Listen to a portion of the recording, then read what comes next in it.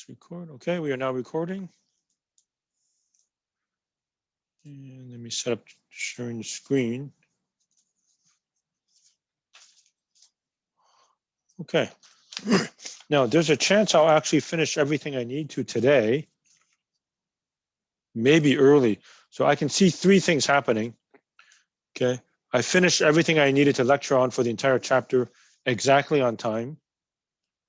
Or I might actually finish a little early today, in which case I can let you ask stuff.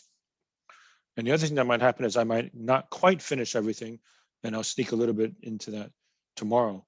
Okay, but in any event, it looks like I'll be able to finish everything I need to, in which case I'll let you ask questions for most of tomorrow, either all of tomorrow or most of tomorrow, and maybe even some of today. So if you think you have any leftover questions in preparation for the test, you can bring them up tomorrow and maybe even today.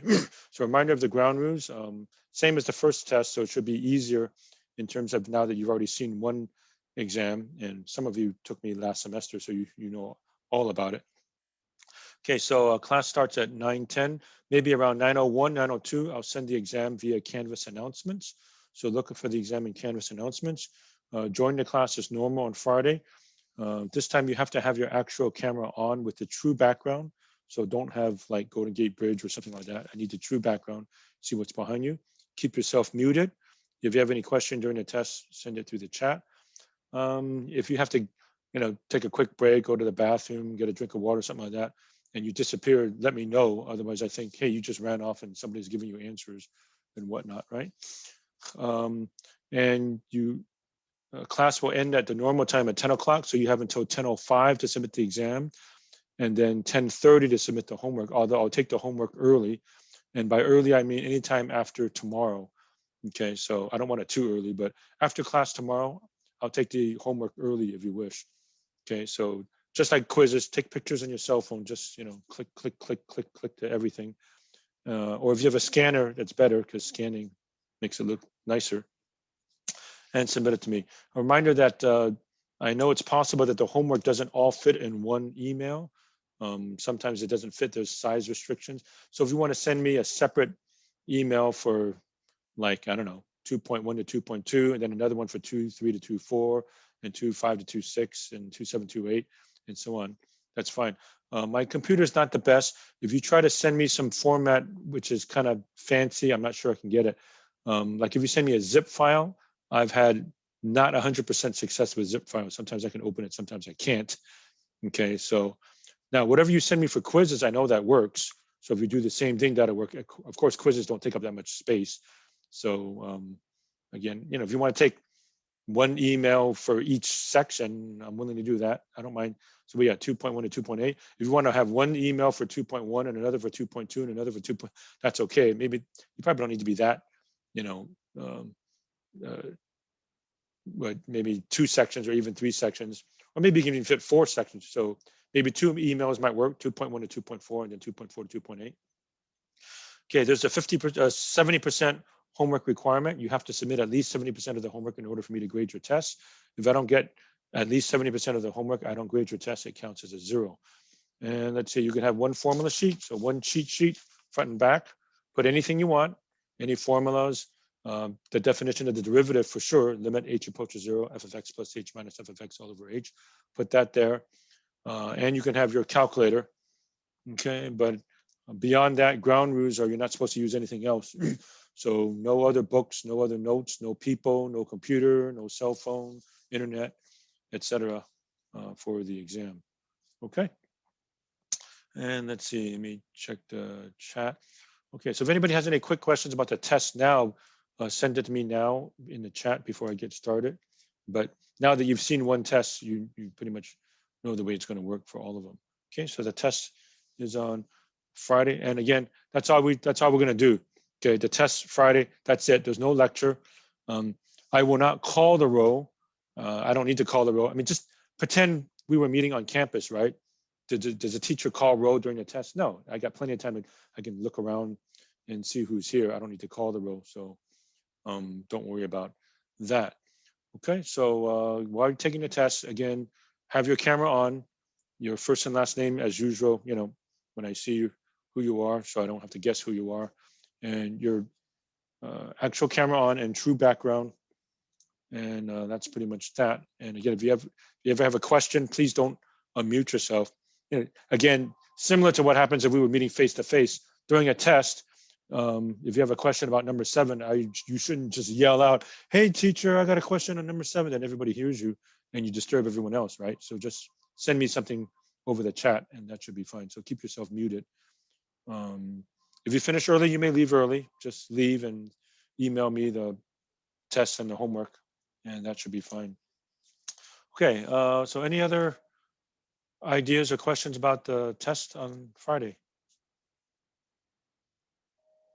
Okay, so I'll go ahead and do more stuff from 2.7 and 2.8.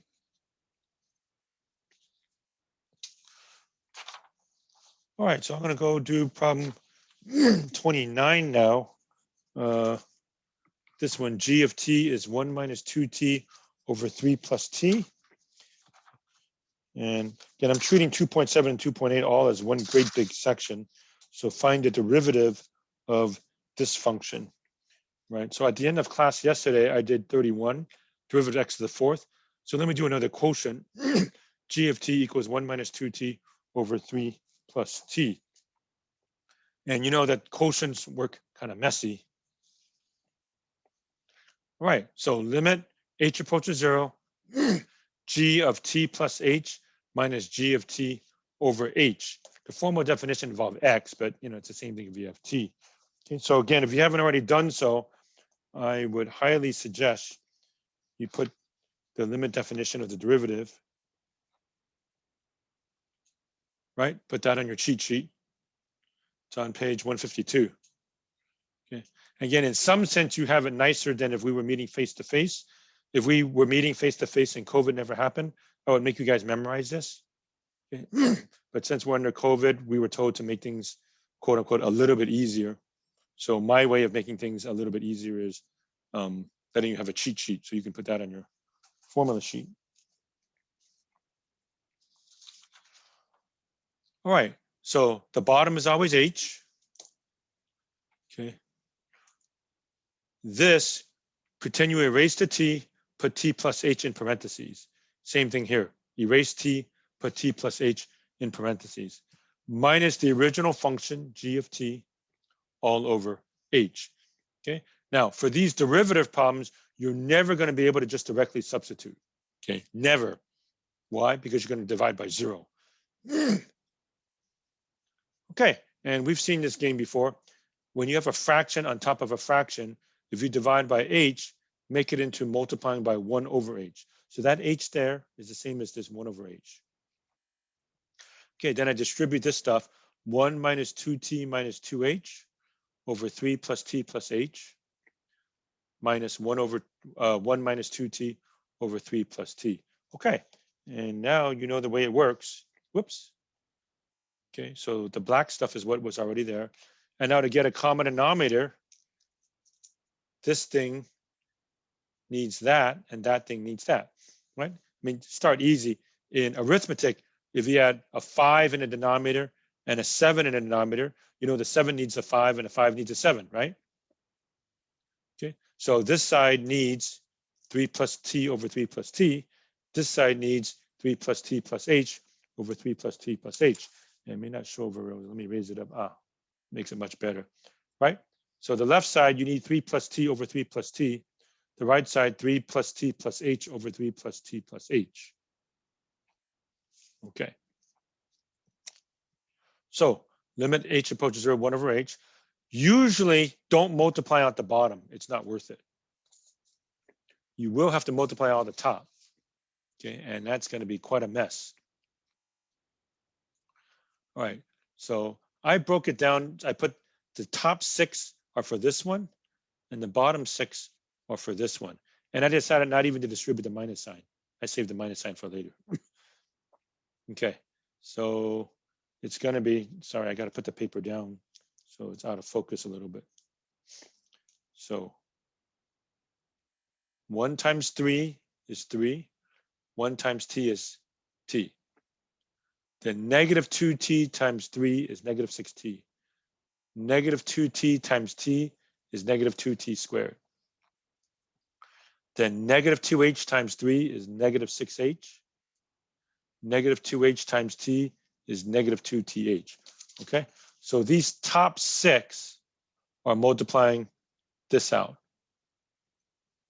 And now it's minus parentheses. So see how I have the minus here? Minus parentheses. I decided not to distribute.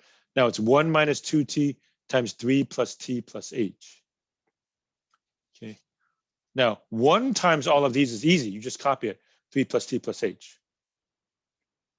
Harder one is this one. So negative 2t times 3, negative 6t.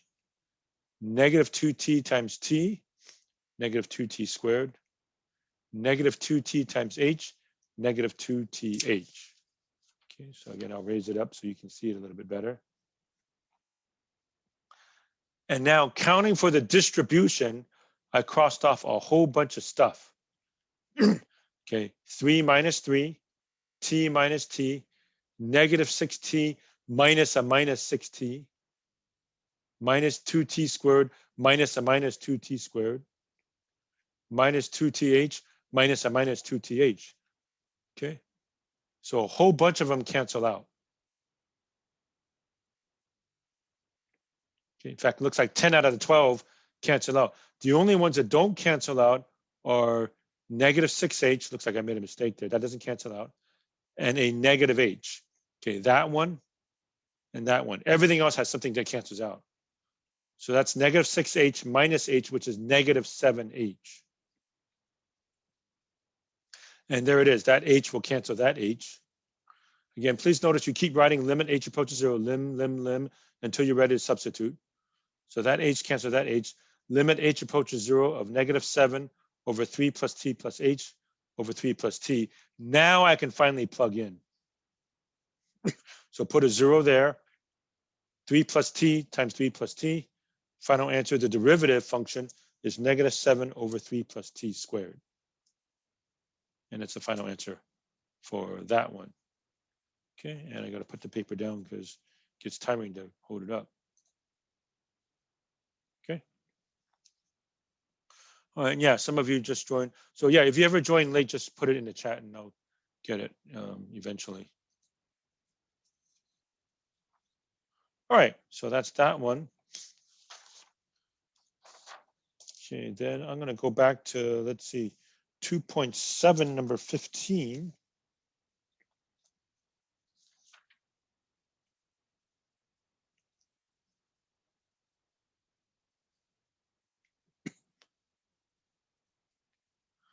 Okay, page 149. The displacement in meters of a particle moving in a straight line is given by the equation S equals 1 over t squared. T is measured in seconds. Find the velocity of the particle at times t equals a, 1, 2, and 3. So we find the derivative in general. The nice thing is once you find a formula for the derivative, you don't have to start all over again. You just directly plug in a or 1 or 2 or 3.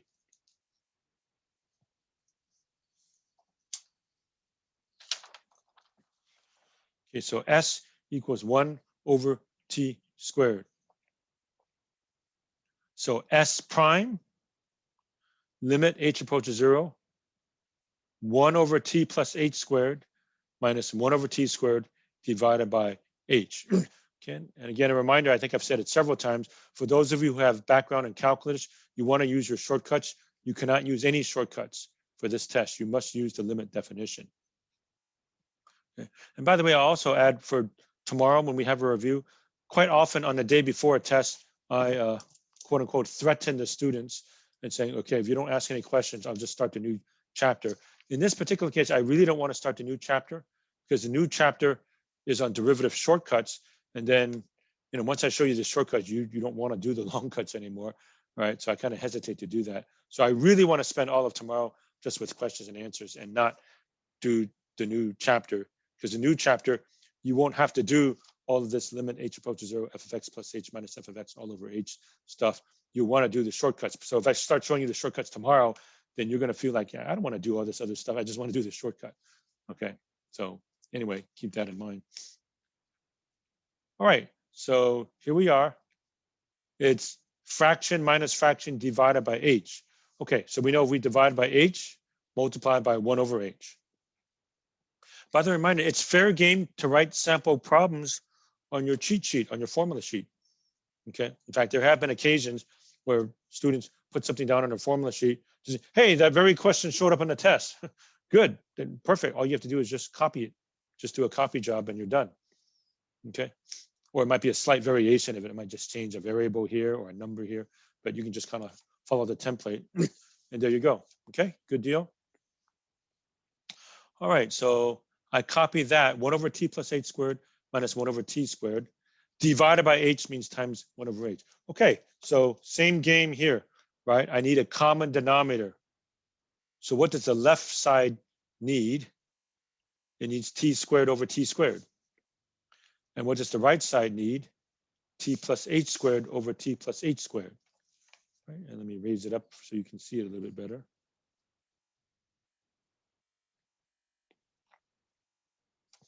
All right, so limit h approaches 0, 1 over h. Common denominator is t plus h squared times t squared. Again, a reminder, normally do not multiply out the denominator. It's not worth it. You don't have to. You have to multiply out the numerator. Okay, and a little bit of something before I show you what's happening here. Okay, t squared. Okay, ignore the -1 just for a moment. If I ignore the -1, t plus h squared, that's like a plus b squared, right? A squared plus 2ab plus b squared.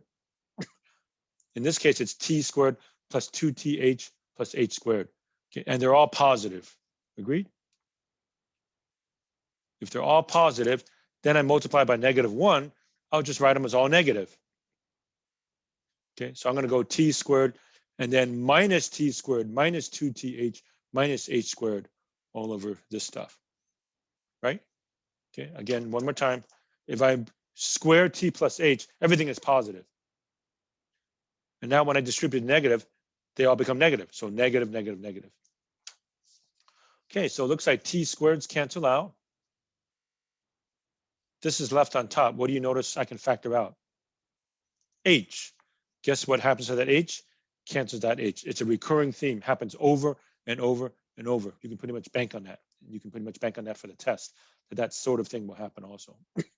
Okay, so these two are gone. Factor out an h parentheses, -2t minus h, right? And quick double check, if you distribute this back, h times -2t is -2th, and h times a negative h is -h squared. Okay, cancel these out. Keep writing lim until you're ready to plug in. The next step, I'm ready to plug in. So limit h approaches 0, -2t minus h over t plus h squared times t squared. Now I can plug in directly. You never can plug in directly for these derivatives because you're taking the limit as h approaches 0 and you can't plug in 0. So once you do some algebra trick, then you can plug in. Okay, so put a 0 there, -2t on top, put a 0 there, t plus 0 is t. So you have t squared times another t squared, which is t to the 4th. So formula for the derivative is -2 over t cubed. Okay, and again, some of you who know the shortcut, you'd say, I really want to do the shortcut. If you know the shortcut, I'll let you use the shortcut just to double check yourself to say, okay, if I go from here to here by the shortcut, I know what I should get. But you need to show me all this stuff on the test. Okay, for everybody else who doesn't know the shortcut, don't worry, that's what all chapter 3 is about. You'll learn all the shortcuts. All right, that's the formula in general. So now they can tell me to plug in whatever they want. So problem 15. Yeah, t equals a, 1, 2, or 3. Just plug in a, 1, 2, and 3.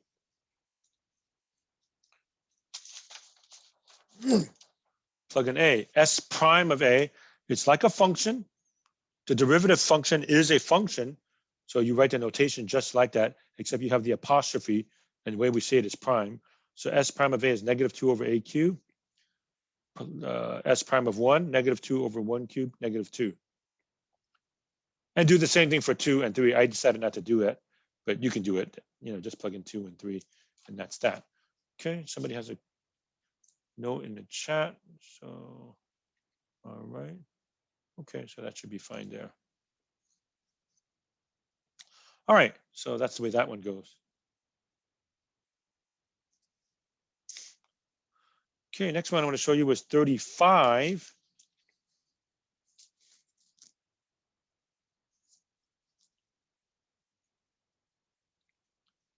This is still 2.7. Find f prime of a. F of x is square root of 1 minus 2x.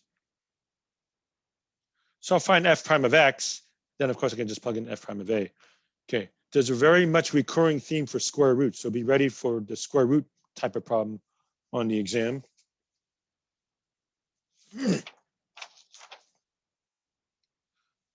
Okay, f of x is the square root of 1 minus 2x. Again, for those of you who know the shortcut, don't use the shortcut. Maybe as a double check, but you have to show me all this stuff. Okay, limit definition. Limit h approaches 0, f of x plus h minus f of x all over h. So h is always on the bottom. This is the original function. This one, pretend you erase the x, put parentheses, x plus h.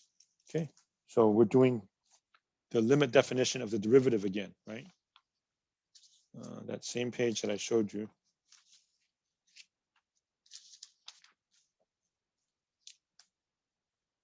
Page 152, that thing. F prime of x, f apostrophe x. Limit h approaches 0, f of x plus h minus f of x all over h. Okay, it's really y2 minus y1 divided by x2 minus x1, okay, which is the slope of a secant line. And then you're taking those 2 points and bringing them closer and closer and closer. So we're developing more and more the idea way back in 2.1. Okay, yeah, I think I got time to. Right, it's this picture. Okay, so notice Q is getting closer to P from the right side. Q is getting closer to P on the left side, two-sided limit, right? And again, the blue line and the red line are getting closer and closer together as P and Q get closer and closer, right? You fix the point P and you move Q. How do we write that formally now? We say H approaches 0. Okay. So the numerator, f of x plus h minus f of x, that's y2 minus y1. The bottom h, that's like delta x, that's x2 minus x1. Okay.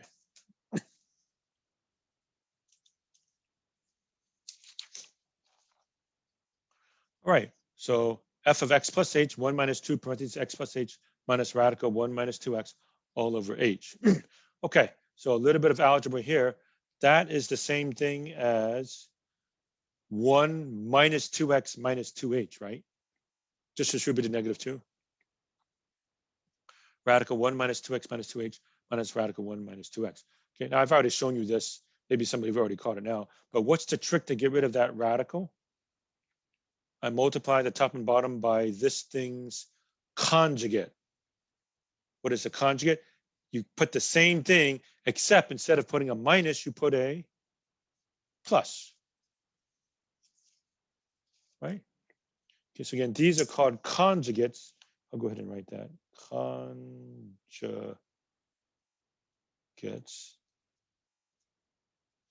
Technically not opposites. Opposite means you take the negative of that and a positive of that. Conjugate means you only change this sign. So radical 1 minus 2x minus 2x h plus radical 1 minus 2x. And of course, whatever you do on the top, do the same thing on the bottom. And by the way, that should be a minus there if you can't read it. Okay, so radical 1 minus 2x minus 2h. Same thing as this, except make it a plus. Plus radical 1 minus 2x. That way, this is like a minus b, a plus b. What is a minus b, a plus b? That's a squared minus b squared. That's what we want, because if I square the a, you just take off the square root. And if I square the b, I also take off the square root. Okay, now it would not be as nice, I'm digressing a little bit, but it's not as nice if you multiply it by the same thing. In other words, if you go radical minus radical and another radical minus radical, that's the square of a binomial, that's a minus b squared. That gets more complicated. That's a squared minus 2ab plus b squared. You still have to contend with that minus 2ab, which is not nice. Okay, so multiplying by the conjugate, you just have a squared minus b squared. Now I reached the bottom of my paper, but what is this thing squared? Just take off the square root, 1 minus 2x minus 2h. Minus parentheses, what is this thing squared? 1 minus 2x. Okay, so multiply out the top, a squared minus b squared, leave the bottom alone. And now it looks like that. That should be a minus again. Okay, 1 minus 1, 0. Negative 2x minus a minus 2x, 0. So gone, gone, gone, gone. All that you have left on top is a negative 2h. Guess what happens to that h? Cancels that h. Okay. Again, that's the whole idea behind almost all of these kind of problems. You want to be able to cancel that h in a denominator. Again, keep writing limit h approaches 0. You're supposed to write it. Okay, so if I don't see that, I can take off points for that. Again, you have to write mathematics properly. Okay, so that's gone. So now limit h approaches 0, negative 2 over radical 1 minus 2x minus 2h plus radical 1 minus 2x. Now I can directly substitute. Okay, so plug in 0, that's 0. So negative 2 over radical 1 minus 2x plus radical 1 minus 2x. Okay, and what is radical 1 minus 2x plus another radical 1 minus 2x? 2 radical 1 minus 2x. And then just cancel the 2's out. So negative 1 over radical 1 minus 2x is my answer. Okay, so the derivative function, the derivative of square root of 1 minus 2x is negative 1 over radical 1 minus 2x. Okay, then you just say, what's the derivative at a for some reason? Well, then you just plug in a. So negative 1 over radical 1 minus 2a. Okay, but yeah, you can find the slope of the tangent line. Remember, derivative gives me slope of the tangent line. Okay, it also gives you something, a rate of change. It also gives you velocity, right? We've seen all of those there.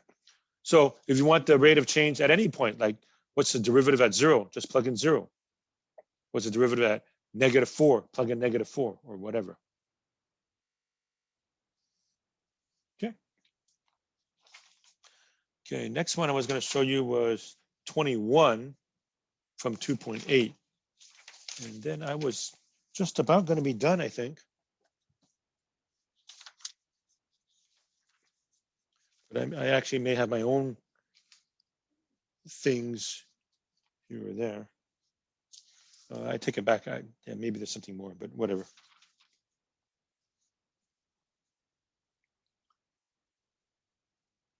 Give the derivative of 3x minus 8, page 162.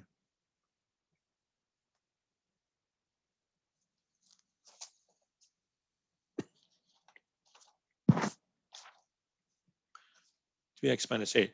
Okay, now before I tackle this problem, which I'll do, what's the shape of this? Hint, it looks like mx plus b. It's a line, right? So very crudely, you know, it would look something like this. One of the interpretations of derivative is slope. Constant slope. What's the slope of this line? 3. It never changes. Okay, so big difference in calculus compared to algebra is in algebra, you're studying lines, same slope, right? No matter if I take a point here or here or here or here, the slope is 3. This roller coaster is pretty boring. It just does the same thing, right? Slope is 3. You just go up 3 the whole way, okay?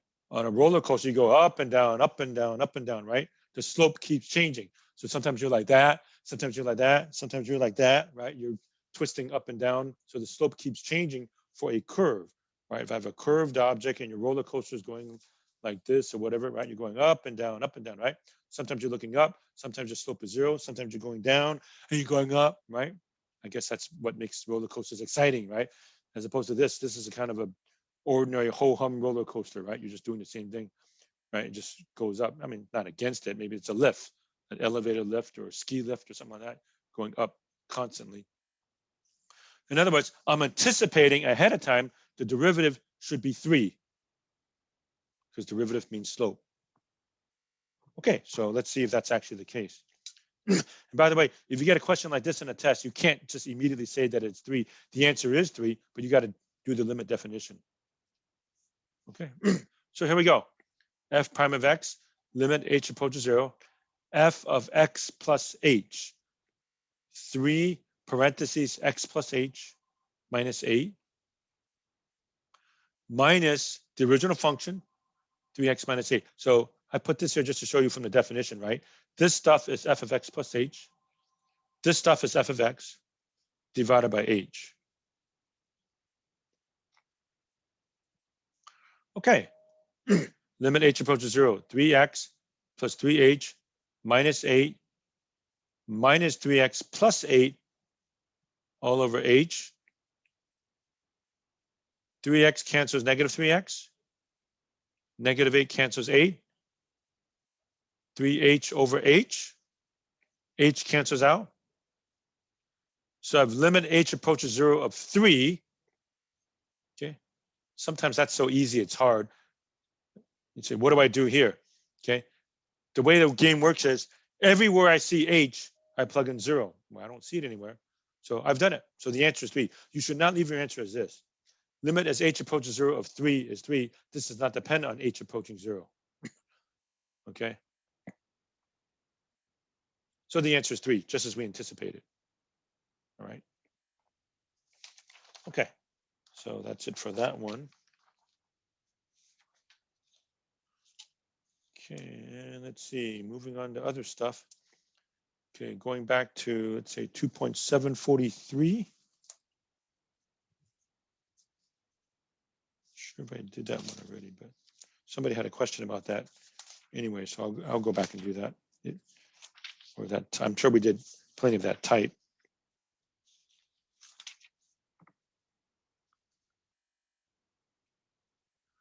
.743. Okay, find a velocity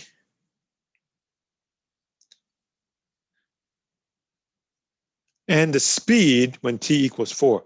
Okay, what's the difference between velocity and speed? Okay, velocity can have a sign to it. It can be positive or negative, not speed. Speed is always a positive quantity. So if the answer comes out to be negative, speed, just make it a positive.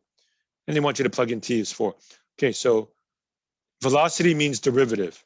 Okay, so if you have a distance function for problem 43, the derivative gives you the velocity. So 80t minus 6t squared, and then you're going to plug in 4.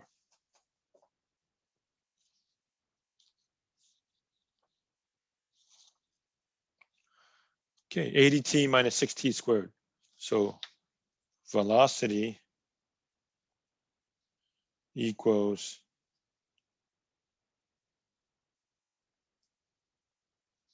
derivative.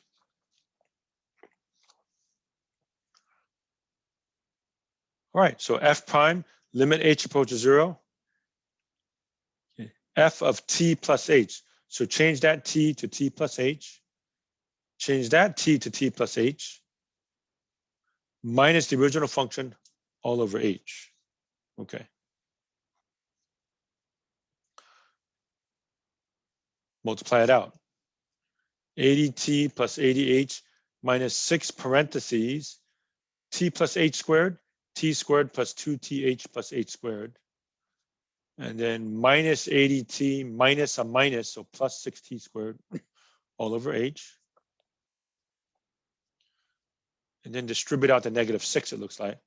So 80t plus 80h minus 6t squared minus 12th minus 6h squared. Okay, so I distributed the negative 6 and copy that and copy that. And let's see, 80t minus 80t cancels out. Negative 6t squared plus 6t squared cancels out. So I have that one, and that one. Okay, what's a common factor? H. Okay, and by the way, you can take out a 2 also, but it's not worth it. Don't bother taking out the 2. The main thing is to take out the h so you can cancel that h. Okay, so factor out the h, limit h approaches 0, keep writing lim, h approaches 0, and so on.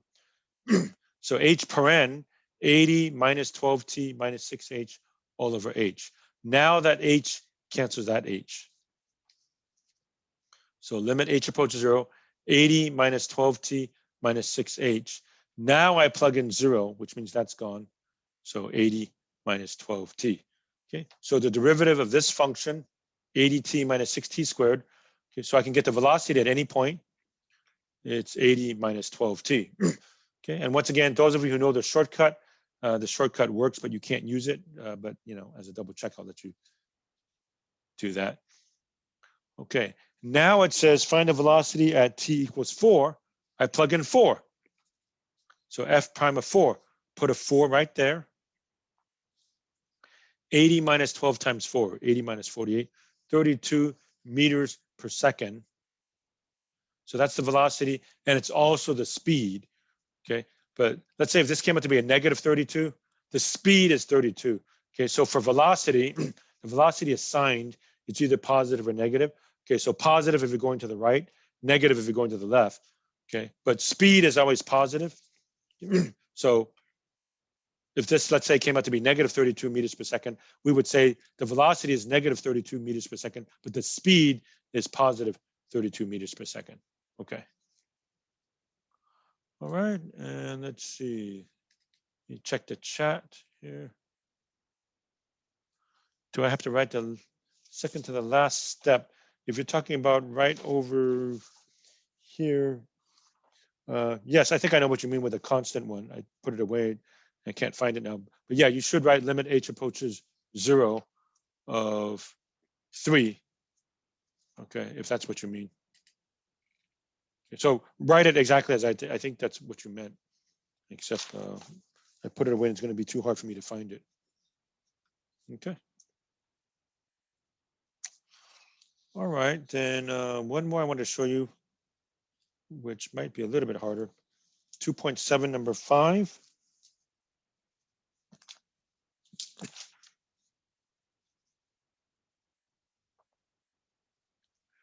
Find the equation of the tangent to the curve at the given point. So 4x minus 3x squared at the point 2, negative 4.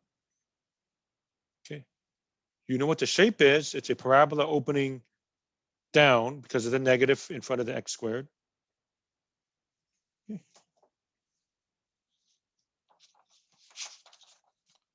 Okay, so here's the function. Okay. So let me digress just a moment. It's a parabola opening down. I'm not going to graph it exactly, but something like that, right? Okay, and you're at some point 2, negative 4.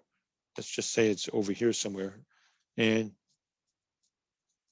that's what you're asking for. What is the tangent line? Okay.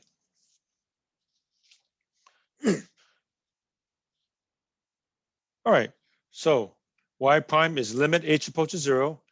All of this stuff here is f of x plus h minus the original f of x. So this part's just a copy job. Just copy the original, 4x minus 3x squared. And you divide it by h. Okay, so in my opinion, this is not that hard. This is not that hard. The hard one is always replacing x by x plus h. So change x to x plus h, change that x to x plus h. Okay. And then you have to do some heavy duty algebra. All right, so let's clean this up.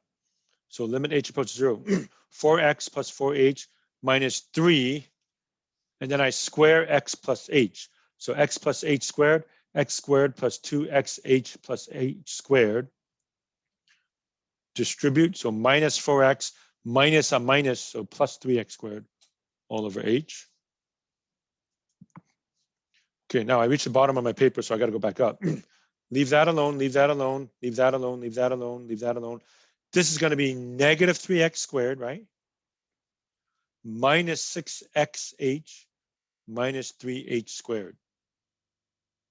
And I just copy the rest of it. Okay, so that's that. Okay, so one more time. Copy, copy, copy, copy, copy.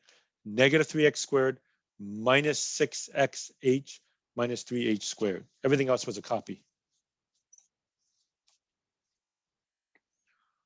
Okay, 4x and negative 4x cancel out.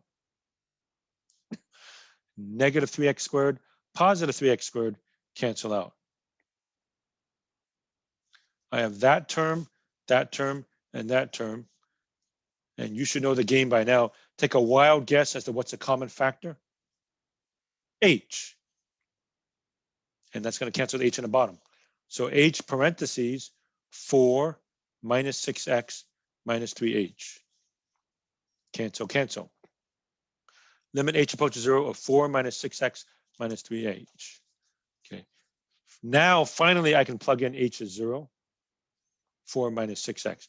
So the derivative of 4x minus 3x squared. I know those of you who know the shortcut, you really want to go straight to the shortcut, but not now.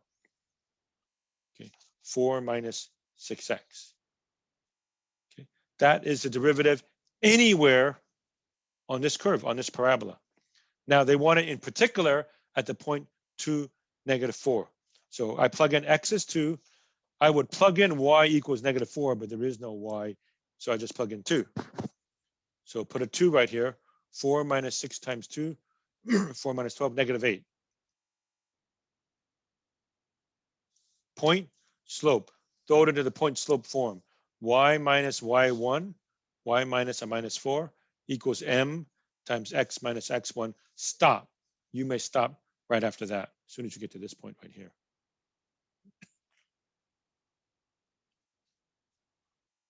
All right. Okay, that is actually it, folks, for that. We have 5 minutes left, but I had some questions before from previous sections that people asked, so I might as well just get, so I'm doing a little mini review of other sections already. Okay, so I'm going way back now. So as far as lecturing on the chapter, I'm sort of finished. So, but somebody had asked about 2.1 number 3. So let me see if I can squeeze that in, and 2.6 number 25. Okay, so 2.1 number 3. Let's see if I can show you that quickly.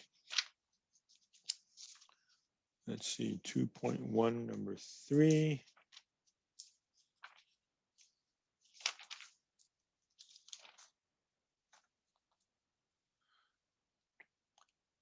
Okay, so you had y equals 1 over 1 minus x. Right, and you're at the point 2 comma -1. Okay, so you have all these calculations. It's basically just finding the slope of the secant line. You're just doing y2 minus y1 divided by x2 minus x1. Okay, the only one I was going to show you was the fourth one, IV 1.999. Okay, so if I show you that one, all the other 7 are pretty much identical.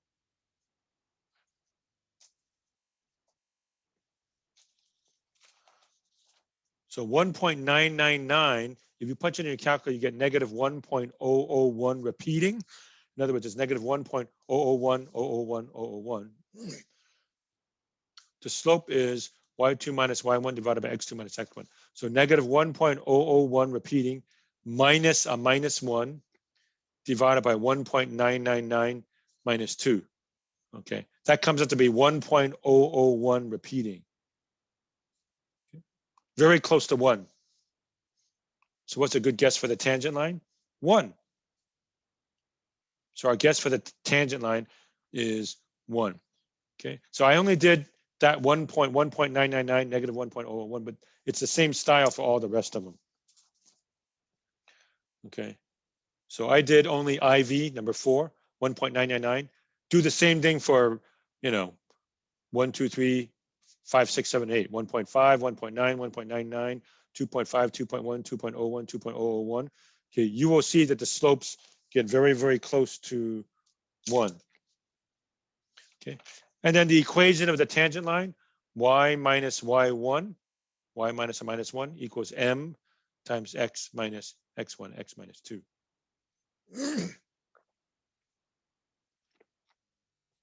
Okay, then I think I have time just for one more and then I'll quit. A question was asked about 2.625. How do you do that? So that's sort of a recurring theme. 2.625. And then that's about it. Okay, it's on page 138. So it's 25. Limit its x approaches to infinity, square root of x plus 3x squared over 4x minus 1. The key is the numerator is almost like x with a square root in it. Okay, because the x squared dominates the x, and the square root of something with an x squared is an x. Okay, so let me show you how that works. So limit x approaches infinity. The original was square root of x plus 3x squared divided by 4x minus 1. Okay, so divide top and bottom by x in red. And the sneaky way to do it is divide this by x, divide this by x squared, right? X squared underneath the radical is the same as x outside the radical. So this is a valid step. Okay, now I do the algebra. Limit x approaches infinity. X over x squared is 1 over x. Plus 3x squared divided by x squared is 3. Then in the bottom, 4x divided by x is 4 minus 1 over x. Okay, and now that's what I want. When x gets real big, that goes to 0. That goes to 0. Okay, so I just have square root of 3 over 4. And that's my answer. Okay. Excuse me. All right. So whenever you see a 1 over x like that, you can assume that it's 0. Great. If you see a 1 over x and the limit as x approaches infinity, then yes. Right. That's Only 0. only 1 over x, 1 over x squared, anything like that, right? Yep. So that's always going to be 0. Okay, question is, can I change that to a plus? For sure. Y plus 1, that would be acceptable. In fact, that's actually better if we write it like that. Okay.